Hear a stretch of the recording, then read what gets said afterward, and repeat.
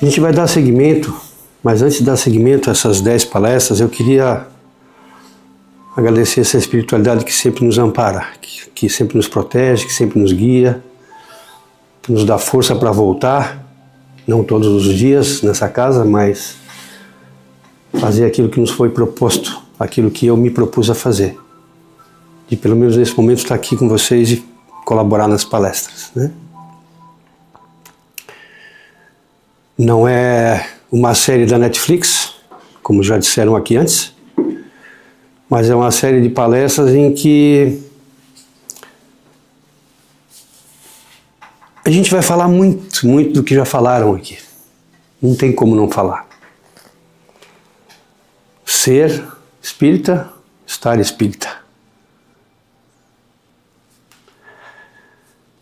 Eu poderia aqui levantar muitas coisas, mas eu queria fazer um epílogo antes sobre o que é o Espiritismo, como que ele chegou aqui e quantos anteriores a nós foram perseguidos e sacrificados para que essa doutrina estivesse hoje entre nós. Para quem não sabe, na época lá de Allan Kardec, muitos e muitos médiuns e pessoas que já se dotavam dessas comunicações foram perseguidos e mortos. Mas nem por isso essa doutrina deixou de chegar até nós. Eu já me perguntei várias vezes como que eu vim parar no centro espírita. A mesma pergunta eu posso fazer para vocês. A minha indagação foi quando eu me formei, eu fui fazer faculdade em Lages e eu resolvi dizer assim para mim, eu não quero mais ir numa igreja, eu quero conhecer um outro lugar. E fui levado pelo meu irmão para o centro espírita.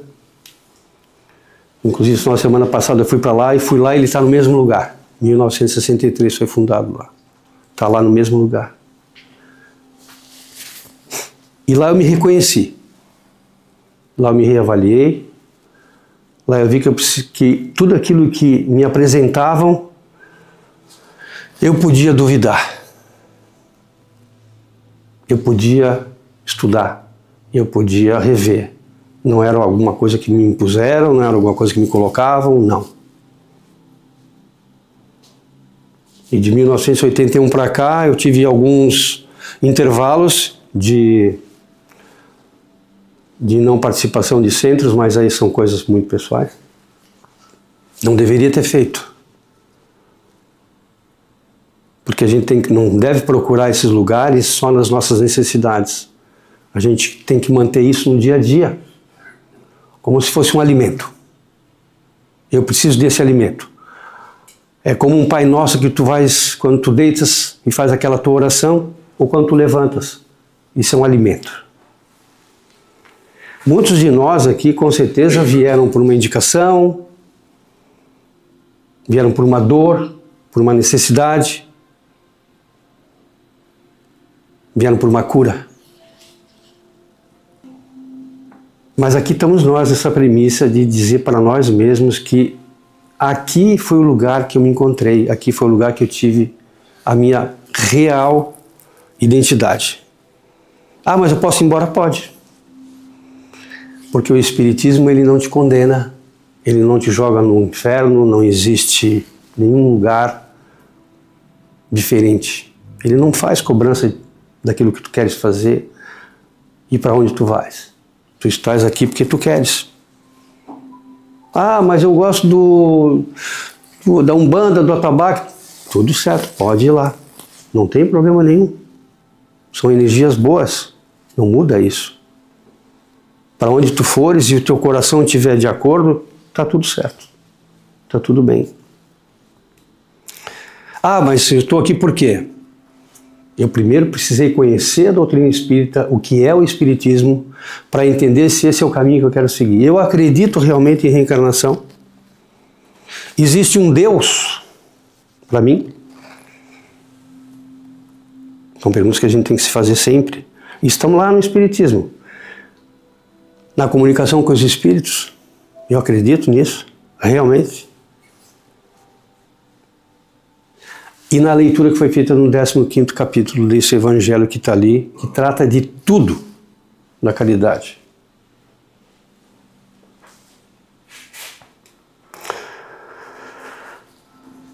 Quando a gente se pega lendo as obras básicas, e aí depois a gente vai falar um pouquinho por que a gente precisa estudar isso, né? Por que a gente precisa pegar essas obras básicas, o Livro dos Espíritos, para entender quem é Deus. Primeiro, básico, que é Deus? Causa primária de todas as coisas. Inteligência suprema. É nele que eu me baseio, é nele que isso me move, me rege e me comanda na vida.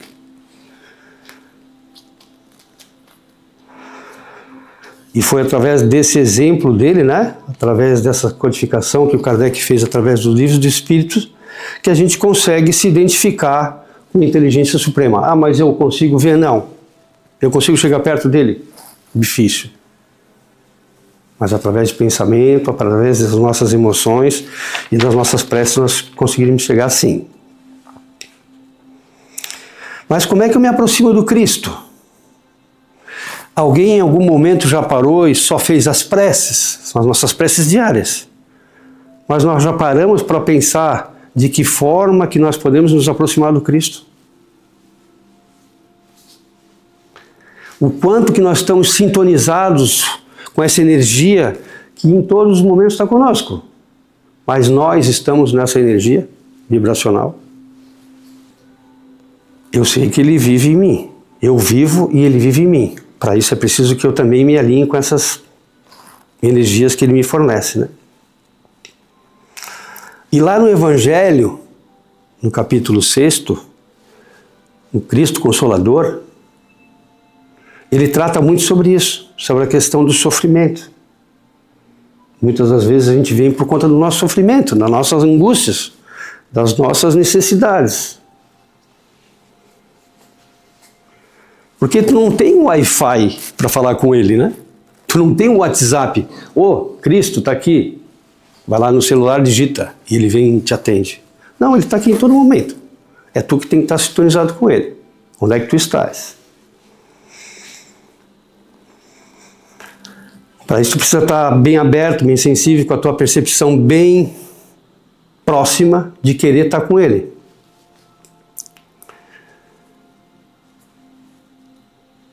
Tem uma história muito interessante.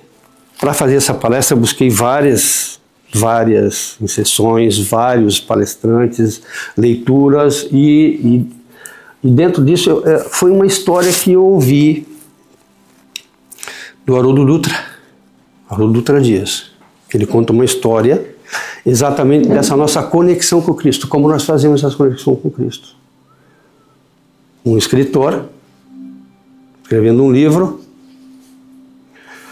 tinha um mosteiro próximo de uma cidade que tratava de pessoas necessitadas, carentes, e todos os dias um desses monges abria o mosteiro às 8 e pouco da manhã para tratar da comida e tal o dia todo para essas pessoas. Um deles, todos os dias de manhã, 6 e pouco da manhã, ele levantava e fazia uma prece. Ó Jesus, eu gostaria muito que um dia tu viesse, te presenciasse comigo, que eu quero olhar para ti, eu quero falar contigo. E isso foi anos e anos e anos. Um dia ele levantou, quando ele levantou e acordou, Cristo estava de pé do lado dele. Ele, meu Deus, ajoelhou, começou a chorar e tal, coisa e tal. Daqui a pouco bate o sino. Aquele dia que Cristo apareceu para estar com ele e falar, era o dia que ele tinha que cuidar dos pobres estropiados.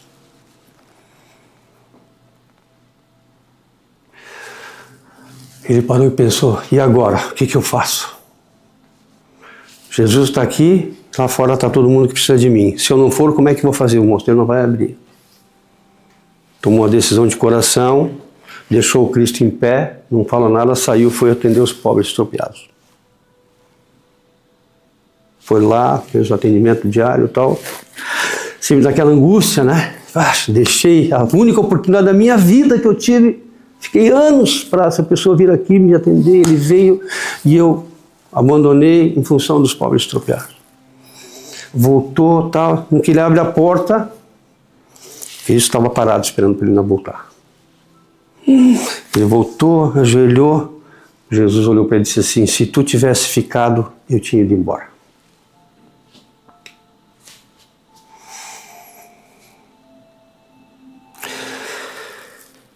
E aí nós temos que parar e pensar, olha só o caráter de Jesus, né? Tudo aquilo que Jesus mostrou num ato simples, numa fala simples, para ele entender que o que ele tinha que fazer realmente era a verdadeira caridade. Qual era a caridade? Aquilo que ele tinha se proposto de fazer. De tratar, de cuidar, de alimentar, porque aquele era o dia dele. Ah, mas se acontecesse conosco, o que tu faria? O que tu faria? Acho que muitas pessoas infartariam, com certeza. Hoje a gente tem uma comunicação, às vezes, né, mediúnica, a gente já fica de pronto, atento, né, para dar uma resposta importante para esse ser que vem nos buscar, né?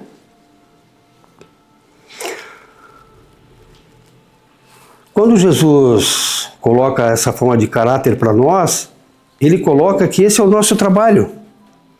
Essa é a nossa função, exercer a caridade. Esse trabalho de formiguinha que cada um de nós faz aqui no centro ou fora dele, de uma forma ou de outra, de um auxílio, alimentação, dinheiro não, porque eu raramente dou dinheiro, dou normalmente do alimento, eu faço alguma outra coisa. É o trabalho da formiguinha que milhões e milhões de pessoas podem partilhando uma com as outras e fazer com que as outras também sintam isso dentro de si e espalhem para os outros, consigam passar isso para os outros.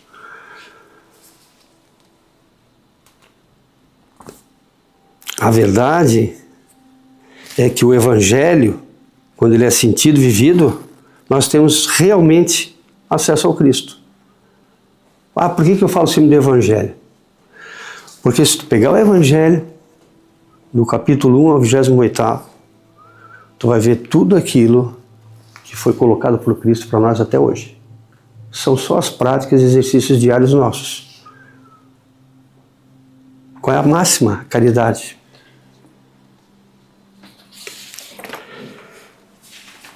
Então o ESE, o Evangelho, se me coloca como ESE, é a forma escrita que nós podemos exercer todas as atividades que o Cristo, quando esteve aqui, deixou. Não deixou escrito, isso foi transcrito por Allan Kardec através de toda uma espiritualidade, né? Foi deixado para nós, está aqui. Então quando a gente estiver meio desamparado, agoniado, vai ali, abre um capítulo e dá uma olhada, vê o que está faltando.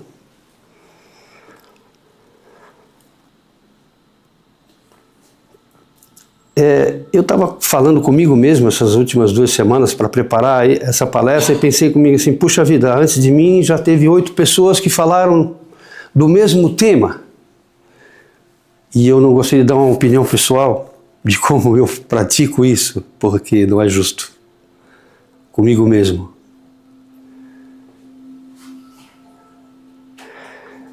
E aí eu escolhi o capítulo 17º, como já foi comentado por alguns aqui.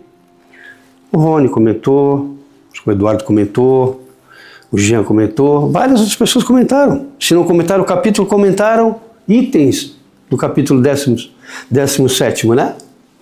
Sede perfeitos. Eu busquei tudo que eu poderia imaginar como espírita, ser espírita, no capítulo 17º. Todos os outros capítulos também referendam ser espírita. Mas para mim o capítulo 17º é uma base, fortalece, me dá sempre essa energia para... Então quando a gente busca essa parte de perfeição, né, que o Cristo colocou como modelo Deus, porque Cristo colocou um modelo para nós. Quando ele veio, ele colocou um modelo. Ele veio a desígnio de Deus para espalhar tudo que nós temos hoje, através do Espiritismo, mas ele deu um modelo. Quem é modelo? É Deus. Deus é o nosso modelo. E aí ele diz assim, ame os vossos inimigos.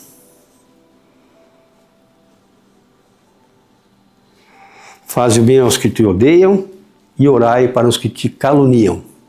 Olha que coisa difícil. Eu estava vindo ainda há pouco no trânsito. Já ouviram isso aqui do Eduardo? Ele falou do Dutra Dias. Isso aconteceu comigo ainda há pouco no trânsito. O cara me deu uma fechada na beira-mar. Ainda há pouco, eu estava vindo. Minha vontade foi parar o carro e sair. Eu dei uma respiradinha, juro para vocês, assim, eu dei uma respiradinha. Eu não fui o Haroldo. O Haroldo, ele né, surtou e o filho repreendeu ele, mas eu estava sozinho, então eu xinguei o carro, dentro do carro, mas não abri os vidros, não fiz nada. O trânsito é uma medida, assim, surreal para te medir as tuas temperanças. Porque nem sempre está com as pessoas, né? Mas aquilo ali é fato. E aí ele diz assim, fora da caridade não há salvação. Capítulo 15. Por quê? Porque a caridade, eu escrevi para não esquecer, a caridade implica no exercício de todas as outras virtudes que nós possamos ter. Quando tu consegue exercer uma perfeita caridade, uma caridade total, tu consegue exercer as tuas outras virtudes também. E a gente não para ver isso, né? Porque nós temos outras, várias. E Cristo nos deixou várias outras virtudes. Dá para botar um jornal assim para a gente.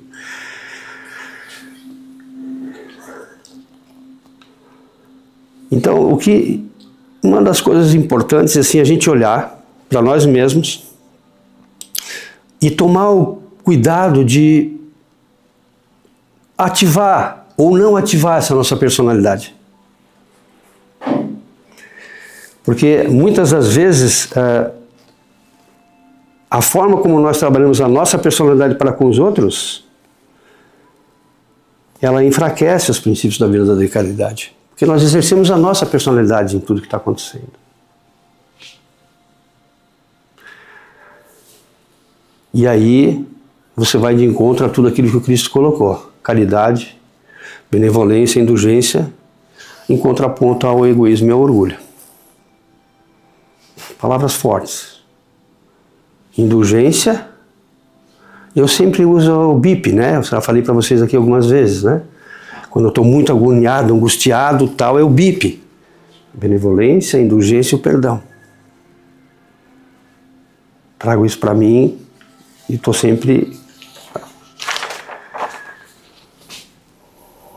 10 minutos. Não está menos prazo, eu acho, hoje, Rony.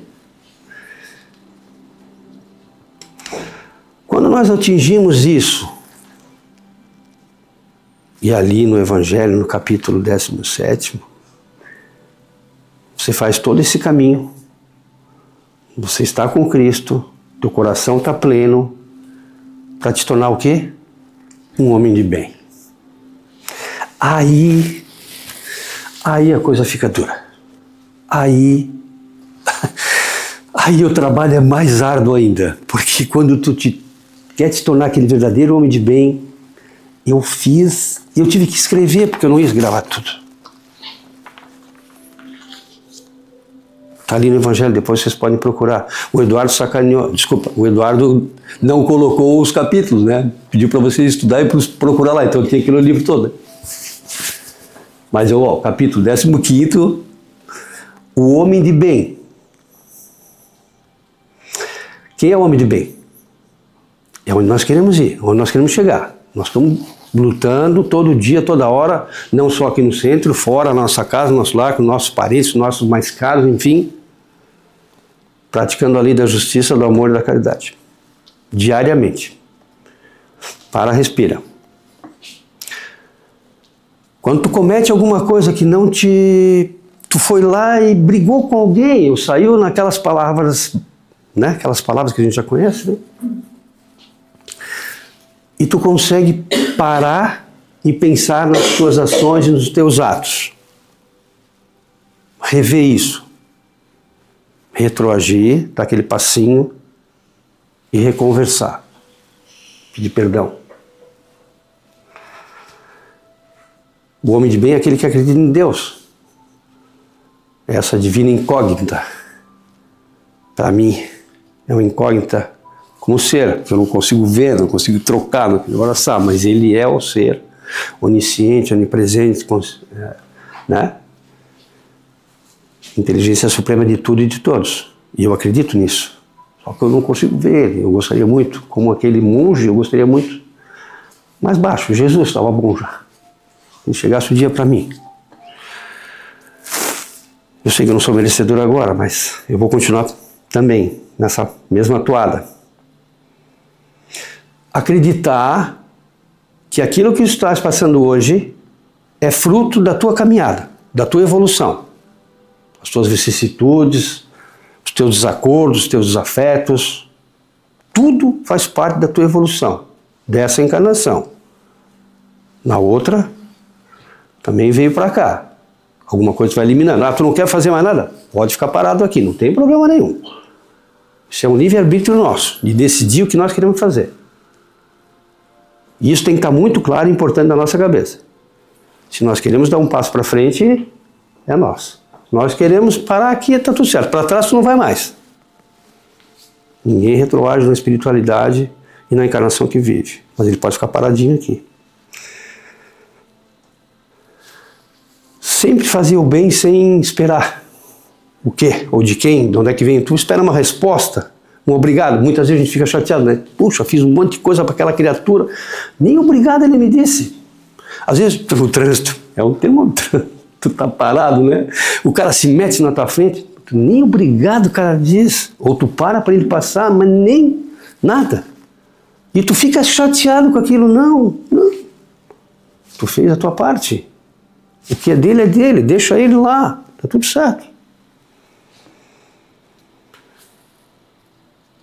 Ser benevolente, sem distração a raças, crenças e outras, né? Ódio é uma palavra forte. Vingança é uma palavra forte. Que a gente tem que trabalhar todo dia, né? Pensa, alguém te fez uma coisa gravíssima, assim, aquilo às vezes demora uma encarnação para te esquecer, às vezes não. Passa a encarnação e tu não esquece. Vai ficar contigo para te voltar e resgatar isso. Então, antes de você ter esses sentimentos que são muito fortes, muito presentes na nossa vida, no dia a dia, às vezes a gente sai com isso, reflete, para e pensa. Indulgência. Se alguém não tem pecado, que atire a primeira pedra, não é? Como é que eu julgo o outro, né? Se eu tenho um monte de coisa aqui. Então, assim, não se apropria, apodera dos talentos ou às expensas dos outros. Eu tenho um talento, mas por que eu vou ter o meu talento em função dos outros, né? Querer pegar o talento do outro e me aproveitar disso. Então, assim, tem tantas coisas dentro do homem de bem. A gente resolvendo uma parte disso aqui, olha, já estamos numa evolução muito grande. Se a gente puder fazer todas, ótimo, mas uma encarnação só é muito pouco tempo.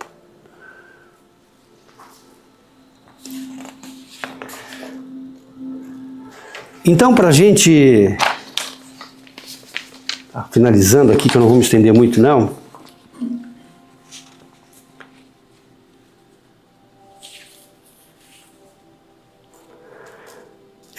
ser espírita é tudo isso que foi citado para cá, para trás. Todas as outras palestras, todos os outros oradores. É exercer, praticar, principalmente a caridade. Porque a caridade, ela traz consigo todas as nossas outras virtudes. Quando nós somos caridosos, nós temos todas as outras virtudes juntas.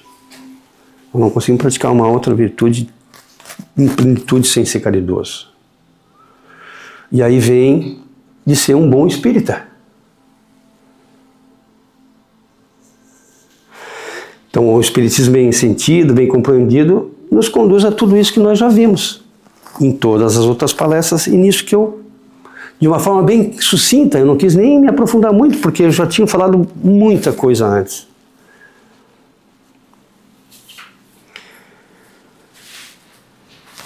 E aí vem aquela máxima que todo mundo tem que lembrar, né? A gente precisa reconhecer-se como verdadeiro espírita quando a gente consegue se transformar moralmente dominar e mudar as nossas inclinações e más tendências. Isso é fundamental.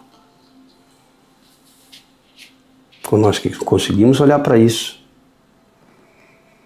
e todos somos espíritos imperfeitos, estamos aqui de passagem, e Cristo deixou bem claro também ali no Evangelho, através da codificação de Allan Kardec, que a gente precisa domar as nossas más tendências.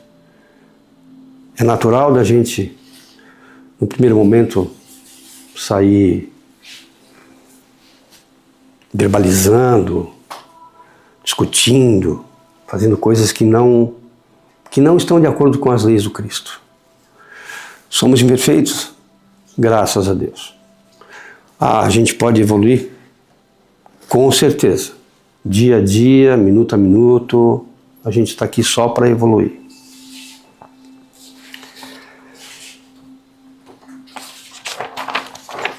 Tem umas passagens muito importantes, acho que eu tenho um minuto. Quem gosta muito ou quem não vê, eu gostaria de indicar a Ana Maria Camasmini, tá? As palestras que ela dá são muito legais. E uma das palestras que eu vi foi no 8º congresso que eles fizeram, em que ela fala das nossas ações e atitudes para com os outros. A forma das nossas violências para com os outros. Violências verbais, como que tu dirige ao outro. Tipo assim, exemplos básicos. Na tua casa, por exemplo, tu chega na tua casa, casa tá limpa, né? Quem que vem aqui? Olha a violência na fala. Isso é uma violência de fala. Quando tu podias dizer assim, puxa, a casa tá linda, cheirosa, obrigado. Percebe?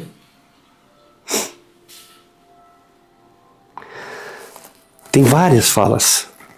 Olha, você sabia que esse alimento que você está comendo, quem pagou fui eu?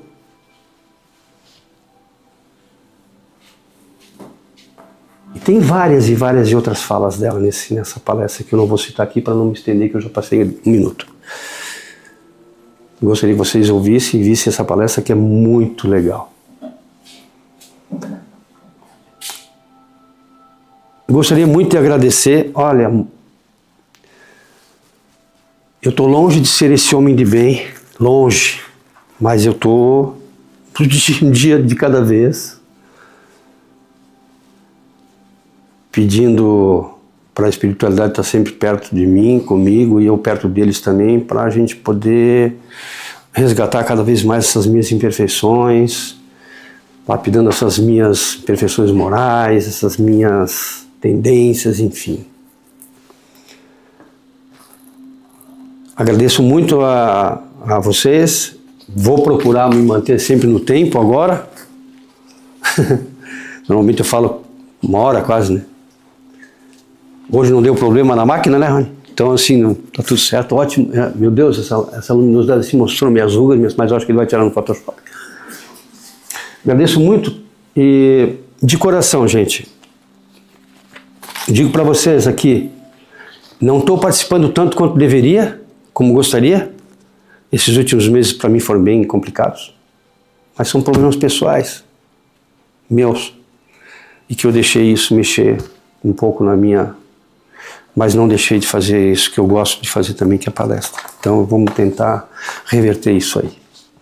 Um grande abraço para todo mundo, para quem está por aqui também. Fiquem todos com Deus. Obrigado.